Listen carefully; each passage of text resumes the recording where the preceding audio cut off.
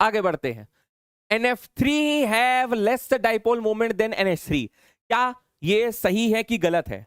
तो देखो nitrogen, NCERT अगर पढ़ते हो तो ये एनसीईआरटी टेक्स्ट बुक का क्वेश्चन है जिसमें NF3 और NH3 के बीच में कंपैरिजन करने को पूछता है। तो डाइपोल मोमेंट उसकी तरफ होता है जो मोस्ट इलेक्ट्रोनेगेटिव होता है। अब N और F में क्या है? F ज्यादा इलेक्ट्रोनेगेटिव है, तो यहां पर डाइपोल मोमेंट इस तरफ को आएगा, इस तरफ को आएगा, इस तरफ को आएगा। और किसी एटम और लोन पेयर के बीच में अगर लड़ाई होती है तो कौन जीतता है? Lone pair. Very good. तो यार एक तरीके से ये नेट डाइपोल मोमेंट को अपोज कर रहा है।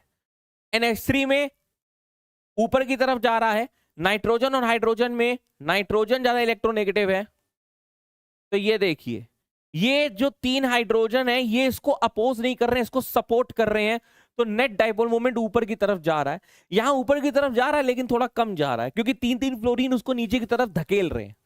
तो डाइपोल मोमेंट इसका ज्यादा है।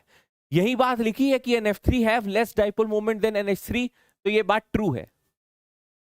रीजन कह रहा है F इज मोर इलेक्ट्रोनेगेटिव, ये एक अलग दृष्टिकोण है। हाँ है बिल्कुल है।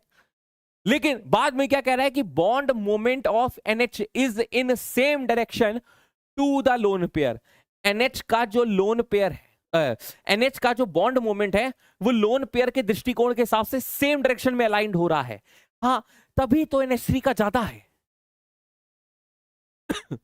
तो ये भी ट्रू है और इस चीज को ये सपोर्ट कर रहा है।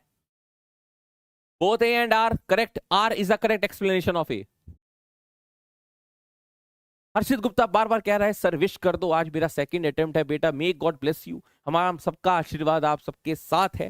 हर्षित के साथ ही नहीं, यहां पर बैठे हर एक हर्षित, अंकित, हिमानी, अनीमे, प्रभाजन, सक्षम, सभी को भाई ढेर सारा आशीर्वाद और प्यार है। PW के सारे ही टीचर्स आपको बहुत दिल से विश करते हैं कि आप लोगों का ये जो जेई मेंस चल रहे हैं आप लोग उसमें फोड़िए, बढ़िया रिजल्ट लाइए, हम सबका नाम रोशन करिए। ठीक है, तो अभी खत्म नहीं हुआ है सिलसिला।